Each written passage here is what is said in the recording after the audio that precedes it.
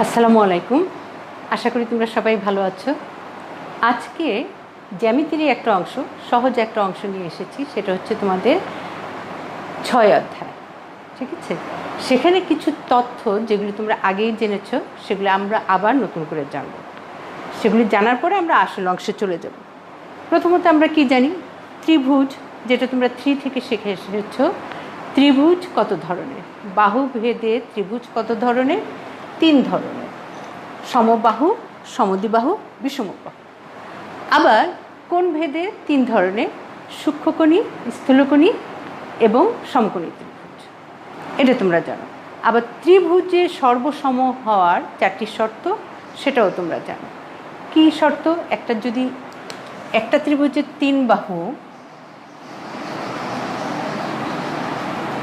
অপর একটা ত্রিভুজের 3 বাহুর সমান হয়, তাহলে ত্রিভুজদ্বয় সর্বসম। এটা আমরা জানি যে এই বাহু, এই বাহু, এই বাহু, এই বাহু এবং এই বাহু, এই বাহু যদি সমান হয় তাহলে সর্বসম। আবার হতে পারে বাহু কোণ বাহুভেদে, অর্থাৎ এই বাহু অপর একটা ত্রিভুজে এই বাহু এবং এই বাহু এবং তাদের অন্তর্ভুক্ত কোণ যদি সমান হয় তাহলে তারা সর্বসম হবে। আর একটা জানি, কোণ,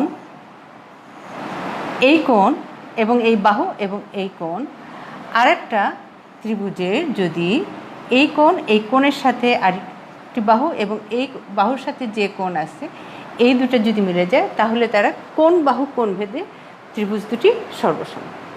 আর একটা কি জানি যে যদি সমকোণী কোনো ত্রিভুজের, এটা একটা সমকোণী ত্রিভুজ, আমি নামগুলি দিচ্ছি না, খালি সংক্ষেপে বলে যাচ্ছি, এটি একটি সমকোণী ত্রিভুজ। অথবা যদি বাহুটাকে আরও বর্ধিত করে দাও তাও দিতে পারো।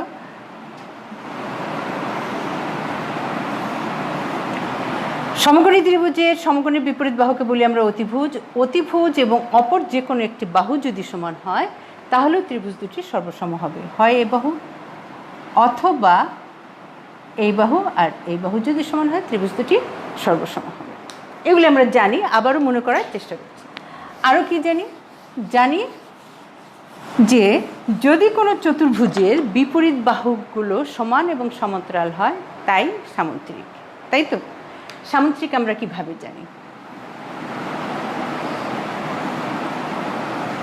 এই দুটো বাহু সমান এবং এই দুটো বাহু সমান এবং সমান্তরাল। হ্যাঁ, আচ্ছা। আবার এটাও সামুদ্রিক, যার এই বাহু, এই বাহু, এই বাহু, এই বাহু সমান এবং একটি কোণ সমকোণ। এটাও সামুদ্রিক, এটাও সামান্তরিক, কারণ এই বাহু আর এই বাহু সমান, এই বাহু এই বাহু সমান এবং সমান্তরাল। আচ্ছা, আবার এইটাও সামান্তরিক, যার 4টি বাহু সমান কিন্তু একটি কোণ সমকোণ নয়। এটা একটা সূক্ষ্মকোণ, একটা তোমার স্থূলকোণ, কিন্তু এটাও সামান্তরিক কারণ বিপরীত বাহুগুলো সমান এবং সমান্তরাল। কিন্তু এই বিপরীত বাহু, যদি আমি বলি বিপরীত বাহু সমান্তরাল এবং সমান, অপর দুটা সমান হবে কিনা এটা আমরা একটু দেখে নেব। অপর দুটা সমান হবে কিনা সেটা আমরা একটু দেখে নিলে বুঝতে পারব। এখানে আমার কাছে একটা কাগজ দিয়ে উপকরণ তৈরি করা আছে, একটা কাগজ। জাস্ট কাগজটাকে আমি ভেঙে সমান্তরাল করার চেষ্টা করেছি। দেখো,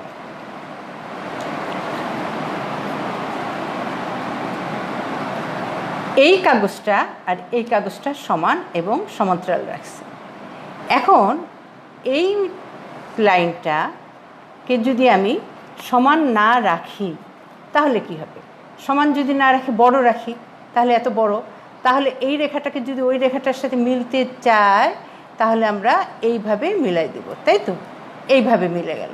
তাহলে কি এই বাহু আর এই যে এই বাহু আর এই বাহুকে এখন সমান্তরাল রইল? সমান্তরাল নাই।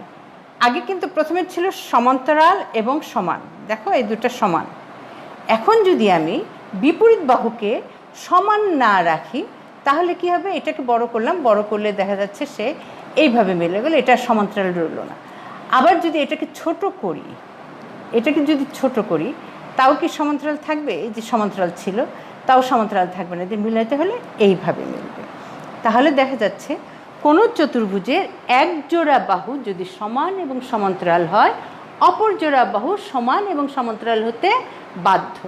তাহলে এটাকে যদি আমার সমান্তরাল বা সমান করতে হয়, সমান করলে আমি এইভাবে পাচ্ছি এইটুক, আর দেখা যাচ্ছে এটা সমান্তরালও হচ্ছে, সমান এবং সমান্তরাল হয়ে যাচ্ছে। কোনোভাবে যদি বড় করি বা ছোট করি তাহলে আর এটা এই বাহুটা, এই প্রথম জোড়া সমান্তরাল থাকছে না, এই জোড়াও সমান্তরাল থাকছে না। তবে হ্যাঁ, যদি কোনো চতুর্ভুজের এক জোড়া বাহু সমান হয়, সমান্তরাল নাও হয়, তাহলে সে চতুর্ভুজ হবে, তবে সে হয়ে যাবে ট্রাপিজিয়াম। হ্যাঁ, সমান হলে এক জোড়া বাহু সমান যদি হয় তাহলে সে ট্রাপিজিয়াম হবে, কিন্তু সমান্তরাল না। এ আর এ এখন সমান্তরাল না, কিন্তু সমান। হ্যাঁ, বা এইভাবে ওটাকে ধরে আমরা বলতে পারি যে এইটা এই বিপরীত এক জোড়া বাহু সমান, কিন্তু তারা সমান্তরাল না। অপর জোড়া বাহু সমান্তরাল, অপর জোড়া বাহু কিন্তু সমান্তরাল, কিন্তু অপর জোড়া বাহু কিন্তু আর সমান হবে না ট্রাপিজিয়ামের ক্ষেত্রে। গেল এটা। এখন আমরা যেগুলি মোটামুটি যতটুকু জানলাম, যে বিভিন্ন ধরনের ত্রিভুজ, ত্রিভুজগুলির সর্বসমতাহার যে শর্তগুলো, আবার আমরা সামুদ্রিকের এটাও জানলাম। এখন যদি কোনো একটা ত্রিভুজ আমার হয় এরকম যার তিনটা বাহু সমান, এ বি সি, যার এই তিনটা বাহুই সমান। তিনটা বাহু সমান অর্থ কি?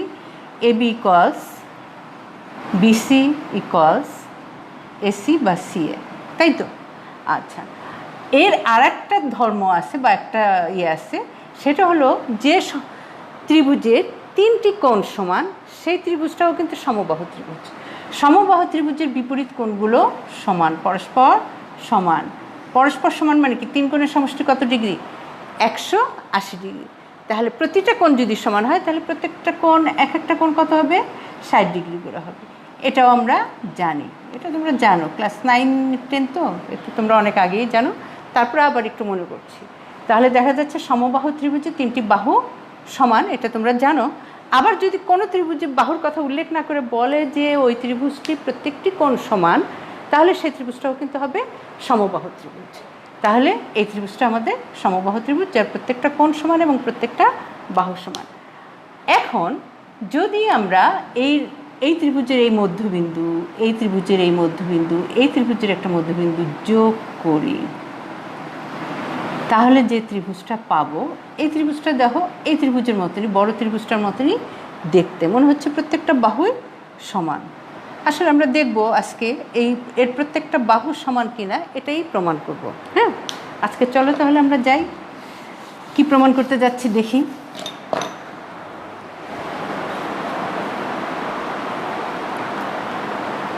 অনুশীলনী 6-3 এমসিকিউগুলি করবো না, এমসিকিউগুলি তোমরা পারবে, তোমরা এই অধ্যায়গুলি দেখলে তোমরা অবশ্যই পারবে। তা আমরা যাচ্ছি এর 9 নাম্বার এক্সট্রা থেকে। কি বলা আছে এখানে? বলা আছে যে প্রমাণ করো যে সমবাহু ত্রিভুজের বাহুগুলোর মধ্যবিন্দু সমূহ যোগ করলে যে ত্রিভুজ উৎপন্ন হয় তা একটা সমবাহু ত্রিভুজ।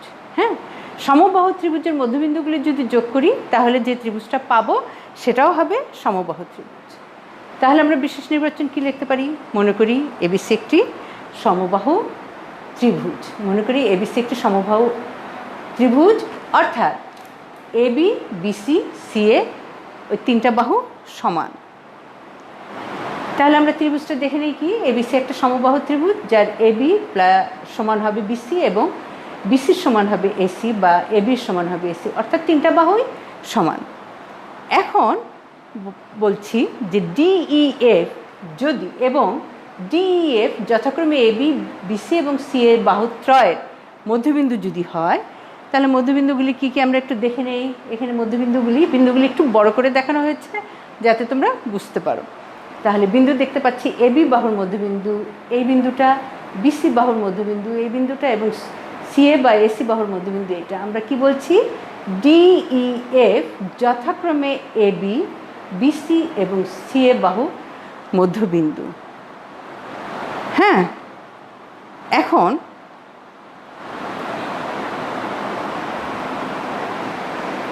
ডিইএফ এবং এফডি যদি যোগ করি তাহলে আমরা কি ত্রিভুজ উৎপন্ন হবে? তাহলে আমরা যোগ করে দেই, ডিইএফ এবং এফডি আমরা যোগ করে দিলাম, তাহলে একটা ত্রিভুজ দেখতে পাচ্ছি, ডিইএফ একটা ত্রিভুজ আমরা দেখতে পাচ্ছি। ডিএফ ত্রিভুজটা যখন দেখতে পেলাম, তাহলে এখন আমাকে প্রমাণ করতে হবে যে এই ডিইএফ ত্রিভুজটা সমবাহু, তাই তো? তাহলে প্রমাণ করতে হবে যে ডিইএফ সমবাহু। তাহলে বিন্দুগুলি সরাই দিই, ত্রিভুজটা দেখে নিই। ডিএফ আমাদের এই ডিইএফ মাঝখানের এই ত্রিভুজটা, এটাকে একটু হাইলাইট করি। দেখো, এই হলুদ ত্রিভুজটা সমবাহু ত্রিভুজ, এটাই আমাকে প্রমাণ করতে হবে। হ্যাঁ, প্রমাণ করার জন্য এখন বোর্ডে যাই। বোর্ডে এর আগে যাওয়ার জন্য আমরা আগে জেনে নিব যে যদি, এটা তোমরা জানো তোমাদের বইয়ের 129 পেজে উপপাদ্য 15, উপপাদ্য 15তে কী বলা আছে, যে যদি কোনো ত্রিভুজের যে কোনো দুই বাহুর মধ্যবিন্দু, এটা একটা ত্রিভুজ নিলাম, এটা যে কোনো মাপের একটা ত্রিভুজ, এবি বাহুর মধ্যবিন্দু নিলাম ডি, এবং বিসি বাহুর মধ্যবিন্দু, এসি বাহুর মধ্যবিন্দু নিলাম ই। এখন যে কোনো ত্রিভুজের যে কোনো দুই বাহুর মধ্যবিন্দু সংযোগ করলে যে রেখাটা পাবো সেটা বলা হচ্ছে তৃতীয় বাহুর অর্ধেক এবং সমান্তরাল।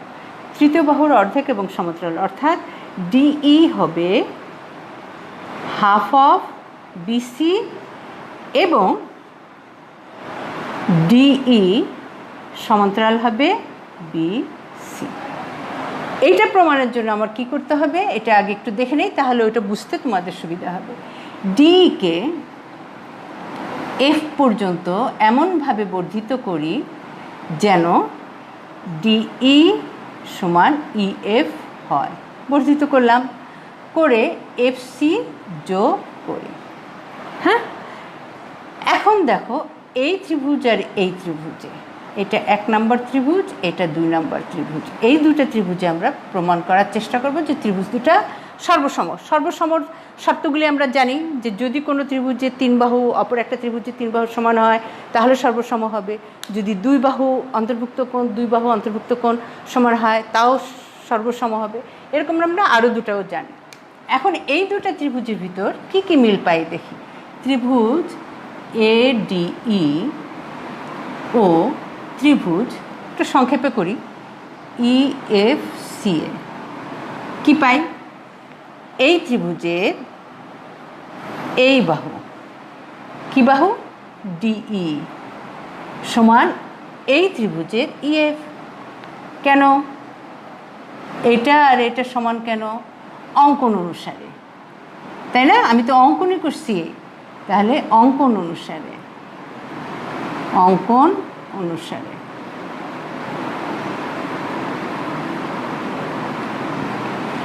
আবার এই ত্রিভুজের এই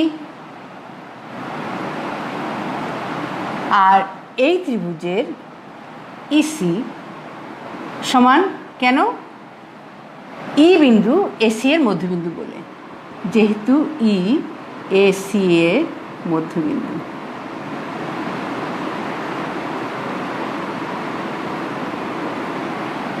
এবং এই বাহু আর এই বাহু সমান পেলাম, এই বাহু আর এই বাহু সমান পেলাম, আর এই কোণ আর এই কোণ কি কোণ? বিপ্রতীপ কোণ। তাহলে এ ই ডি সমান পাচ্ছি আমরা এফ ই সি, বিপ্রতীপ কোণ বলে।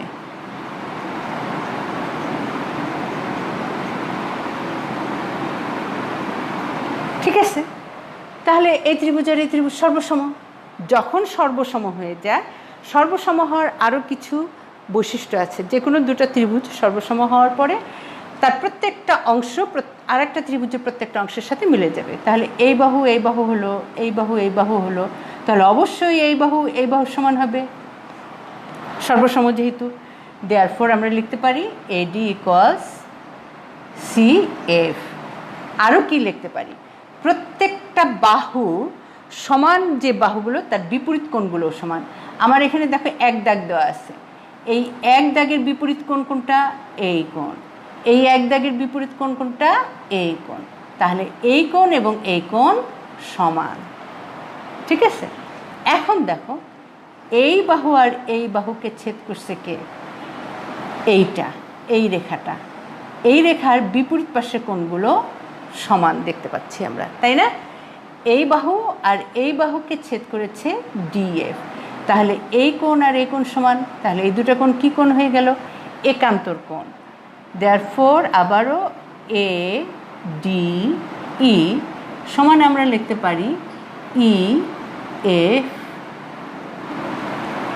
সি কোণ, একান্তর কোণ বলে।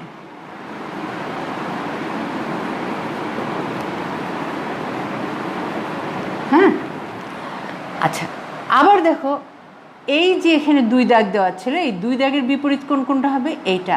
এর দুই দাগ কোনটা? এইটা। এখানে বারবার দাগ দেওয়ার জন্য তিনটা দাগ হয়ে গেছে, সরি। এর বিপরীত কোণ এইটা। আবারও এখন এইটা আর এই রেখার ছেদক, এইটা ছেদকের বিপরীত পাশে এই কোণগুলো, তাহলে এরাও একান্তর কোণ। তাহলে লিখতে পারি কোণ ডি এ ই সমান কোণ ই সি এফ। আবার জানি এটা এটা এটা সমান, তাহলে এই বাহু আবার এই বাহু এটার সমান। কেন? ডি হলো এ বি এর মধ্যবিন্দু, তাহলে এটা এডি সমান সিএফ সমান এটাও লিখতে পারি আমরা বিডি, তাই না? তাহলে এখন যেহেতু এটা একটা চতুর্ভুজ, চতুর্ভুজটার নাম কি? বি ডি সি এফ, চতুর্ভুজ। চতুর্ভুজে কি পাচ্ছি? এই চতুর্ভুজে কি পাচ্ছি? বিডি সমান পেলাম সিএফ। সিএফ যেহেতু এটা এটা সমান, আবার এই কোণ এই কোণের সমান, এই কোণ এই কোণের, সরি, এই কোণ এই কোণের সমান, এই কোণ এই কোণের সমান, একান্তর কোণ, একান্তর কোণগুলো সমান পেলাম, এটা এটা সমান্তরাল, তাহলে এটাও এটার সমান্তরাল। তাহলে বিডি সিএফ এর সমান্তরাল লিখতে পারি বিডি সমান্তরাল CF. Therefore BD CF, BD FC, sorry, FC একটি সামান্তরিক, তাই না? সামান্তরিক। এই যে সামান্তরিকটা পেলাম, এখন সামান্তরিকের বিপরীত বাহু আমরা কি জানি? বিপরীত বাহুগুলো সমান। সামান্তরিকের বিপরীত বাহুগুলো সমান এবং সমান্তরাল। তাহলে এই বাহু ডিএফ ডিএফ ইকুয়ালস বিসি। তাহলে এই বিন্দুটা কি? ই বিন্দু। এইটা আর এটার সমান অঙ্কন অনুসারে। তাহলে ডিএফ এর মধ্যে কি আছে? ডিএফ এর মধ্যে আছে আমার ডিই প্লাস ডিই, দুইটা ডি। ইএফ এর পরিবর্তে এটাকে যদি ইএফও লিখতে পারি বি সি। তাহলে ইএফ এর পরিবর্তে যদি আমি ডি লিখে দেই তাহলে বিসি। তাহলে 2D সমান বিসি। এটুকু মুছে দিই, হ্যাঁ। আচ্ছা, 2D সমান যদি বিসি হয়, এখন আমি 2 দিয়ে যদি উভয় পক্ষকে ভাগ দেই তাহলে কি হবে? শুধু থাকে ডিই, এই পাশে থেকে হাফ অফ বিসি। তাহলে আমরা দেখলাম যে যদি কোনো ত্রিভুজের দুটি বাহুর মধ্যবিন্দু যোগ করা হয় সেটা হচ্ছে তৃতীয় বাহুর অর্ধেক এবং সমান্তরাল। তাহলে এটা যেহেতু সামান্তরিক, তাহলে ডি সমান্তরাল বিসি, ডিই সমান্তরাল বিসি। আমরা এটা প্রমাণ করতে পারলাম। এখন এই জ্ঞানটাকে কাজে লাগিয়ে আমরা ওইটা সমাধান করব। আবার একটু দেখে নিই ওটা কি বলা হচ্ছে।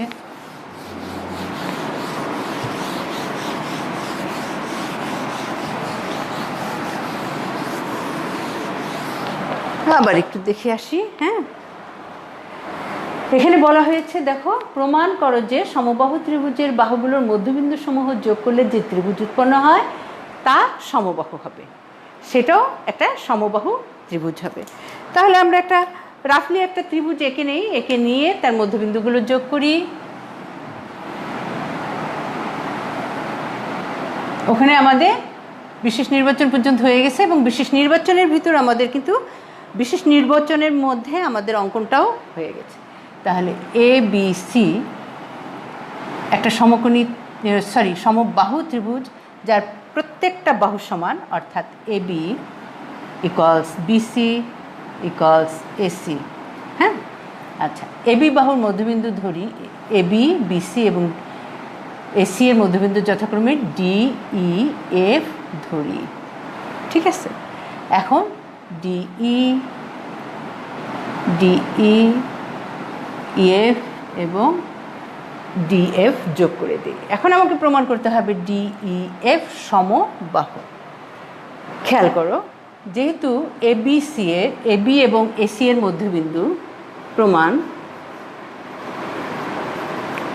প্রমাণের প্রথম ধাপ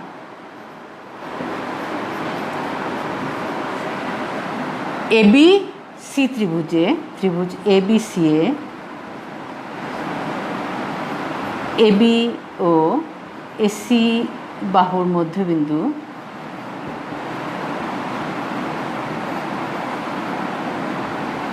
যথাক্রমে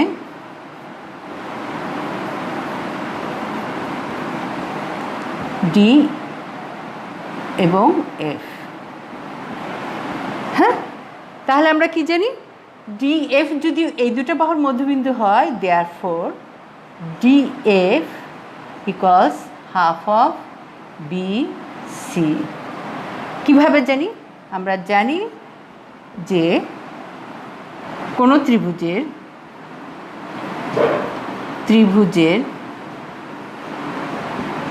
যে কোনো দুই বাহুর মধ্যবিন্দুর সংযোজক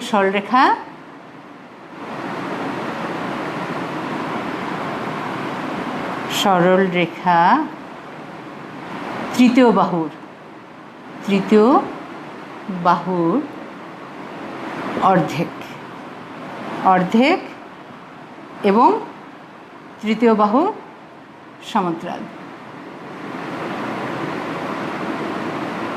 সমান্তরাল।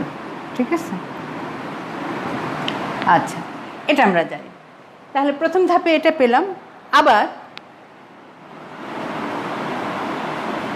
ধাপ 2-এ কি পাচ্ছি? ত্রিভুজ এবিসি এ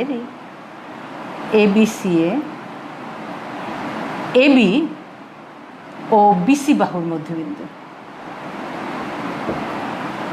মধ্যবিন্দু কি? ডি এবং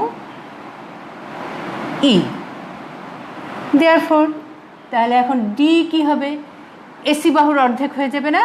প্রথম আমরা কি দেখলাম? ডিএফ হয়ে গেল বিসি এর অর্ধেক, কারণ এই তথ্য থেকে। তাহলে এখন আমরা আবার জানি ডিই ইকুয়ালস, প্রথম পেয়েছি ডিএফ, এখন নিচ্ছি ডিই ইকুয়ালস কার অর্ধেক? Half of AC. তাহলে এটা হলো এই একটা। অনুরূপভাবে যদি আমি এসি এবং বিসি বাহুর মধ্যবিন্দু নেই, তাহলে কি পাচ্ছি? ইএফ হয়ে যাবে এবি এর অর্ধেক।